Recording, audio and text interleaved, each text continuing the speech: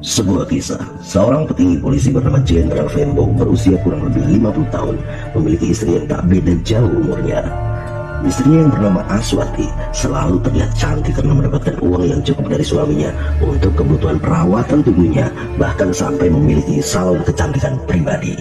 Sebagai petinggi polisi, Jenderal Venbo sering bepergian tugas di luar kota bersama beberapa ajudannya. Sedangkan istrinya juga banyak melakukan kegiatan sosial bersama ibu-ibu kelas atas di komunitasnya. Untuk menjaga sekaligus menjadi sopir pribadi untuk istrinya, Jenderal Venbo menugaskan seorang ajudannya yang bernama Brigjo. Brigjo adalah seorang polisi muda yang tegap, cekatan, dan memiliki paras yang cukup tampan. Saking seringnya sang jenderal pergi dengan alasan bertugas, sehingga jarang sekali ia menyentuh istrinya. Singkat cerita, sang istri kemudian menemukan kabar sekaligus bukti yang kuat bahwa sang jenderal suaminya memiliki wanita simpanan yang jauh lebih muda dari dirinya. Ketika ditanya oleh sang istri dengan berbagai bukti, sang jenderal tak bisa lagi mengelak, sehingga terjadi keributan dalam rumah tangga mereka. Namun karena mengingat mereka adalah keluarga terhormat dan pernikahan mereka telah dicaruniai beberapa orang anak, maka mereka sepakat untuk tidak memperpanjang masalah. Meskipun sang istri masih tetap memendam amarah dan kecewanya, sang istri Aswati tetap melanjutkan kegiatannya sebagai seorang istri dari jenderal polisi. Suatu hari Aswati bepergian dengan mobil diantar oleh Brigjo, sopirnya. Di tengah perjalanan mendadak ia mengingat kelakuan suaminya. Aswati kemudian menangis hingga supirnya kebingungan dan berhenti di sebuah taman. Aswati kemudian mendekati supirnya dengan setengah berbisik. Istri sang jenderal tersebut bercerita tentang perselingkuhan sang jenderal suaminya. Karena larut dalam emosi, maka Aswati memeluk dan menangis sejadinya di dada Brigjo, sopir pribadinya.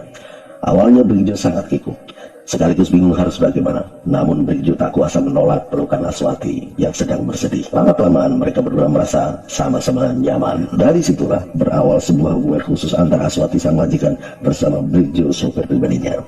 Hingga akhirnya mereka pergi ke sebuah hotel untuk melakukan hubungan terlarang. Dalam benak Aswati, ini adalah aksi balas dendam kepada suaminya yang juga telah mengkhianatinya, sekaligus sebuah keuntungan pribadi karena ia yang sudah cukup umur mendapatkan sentuhan dari laki-laki muda dan tampan. Sedangkan Brigjo yang masih lajang, selain juga terbakar nafsunya, juga tak kuasa menolak ajakan majikannya tersebut.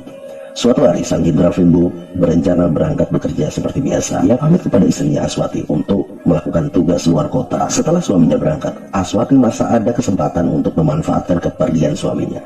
Maka ia menelpon Brigjo untuk kembali memenuhi hasratnya di rumah sang jenderal yang cukup besar itu. Namun ternyata sang jenderal sudah mengendus adanya perselingkuhan istrinya dengan sang supir. Pamit sang Jenderal Venbo kepada istrinya untuk tugas di luar kota ternyata hanya jebakan dari sang jenderal. Sebenarnya dia hanya berputar menunggu aba-aba dari ajudannya yang lain yang sudah ditugaskannya untuk mengawasi kelakuan istrinya. Meskipun dia sendiri berselingkuh, ia tetap tidak mau istrinya juga melakukan hal yang sama. Dengan cara senyap, ia pulang kembali ke rumahnya dan langsung menuju kamar tempat istrinya berada.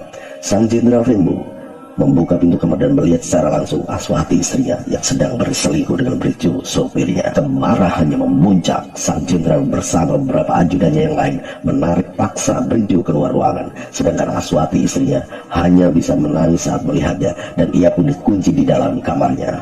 Di ruang tengah, sang jenderal menghajar habis-habisan Brigjo, sopir istrinya. Sambil terus mengumpat, sang jenderal dibantu beberapa ajudannya meluapkan kemarahannya, melayangkan pukulan dan tendangan bertubi-tubi. Tak cukup itu saja, senjata tajam ia gunakan untuk menganiaya Brigjo hingga memar, darah dan luka sayatan bersarang di sekujur tubuh Brigjo. Brigjo sudah sangat tak berdaya, namun sang jenderal masih belum reda amarahnya. Hingga sang jenderal kemudian mengambil senjata api dan menembak tubuh Brigjo beberapa kali. Akhirnya Brigjo sang supir sekaligus ajudannya tewas tak bernyawa. Setelah Brigjo tewas, sang jenderal diam sejenak, mungkin cukup kebingungan. Namun sebagai seorang petugas berpengalaman, ia mampu untuk tetap berpikir mengatasi keadaan. Sang jenderal kemudian memerintahkan ajudannya untuk mengambil semua hasil rekaman CCTV yang ada di rumahnya maupun yang ada di lingkungannya. Lalu bukti rekaman tersebut dimusnahkan. Kemudian ia merancang sebuah cerita kejadian, yaitu cerita pertama, Aswati istrinya saat itu sedang berada di kamar, kemudian diganggu dan dilecehkan oleh Brigjo, supirnya.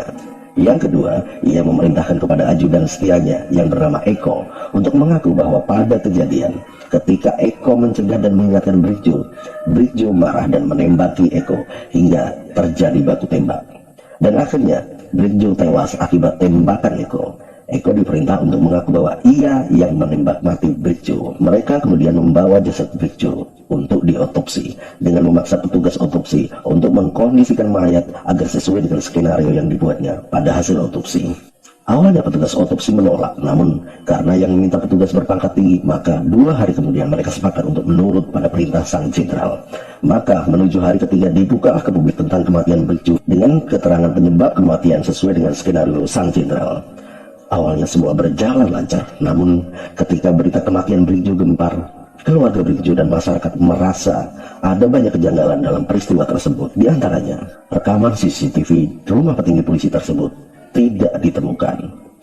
Yang kedua, handphone milik Brikjo juga belum diketahui keberadaannya. Yang ketiga, saat akan melaksanakan pemakaman Brikjo, keluarga besar Brikjo melihat jasad Brikjo dan ditemukan banyak luka memar dan sayatan yang tidak sesuai dengan berita yang dipublikasikan. Sontak hal itu menjadi perbincangan luas dan masyarakat ramai-ramai meminta pihak kepolisian untuk mengusut tuntas peristiwa dan penyebab tewasnya Brikjo. Akhirnya, sang jenderal dinonaktifkan dari jabatannya dan dilakukan pemeriksaan oleh petugas khusus yang ditunjuk oleh kesatuan. Kemudian, tamatlah karir sang jenderal Vembo. Sahabat semuanya, cerita ini hanyalah fiktif belaka, alias dongeng yang terjadi di negara antah berantah. Namun, dari cerita ini, kita dapat mengambil pelajaran bahwa 1. Perselingkuhan akan membawa dampak buruk bagi seluruh keluarga. Yang kedua, skenario buruk atas kejahatan yang ditutupi akan terbongkar pada saatnya. Yang ketiga, jabatan hanyalah sementara dan dalam sekejap bisa menghilang. Tuhan berkuasa menjadikan seorang raja menjadi manusia jelata, dan sebaliknya dengan cara singkat bahkan lebih cepat dari membalikkan telapak tangan kita. Dan sekali lagi, cerita ini hanyalah fiktif belaka. Bila ada kesamaan nama tokoh dan kesesuaian kejadian, itu hanyalah sebuah kebetulan. Semoga bermanfaat. Jangan lupa subscribe, like, share, dan komentar. Terima kasih.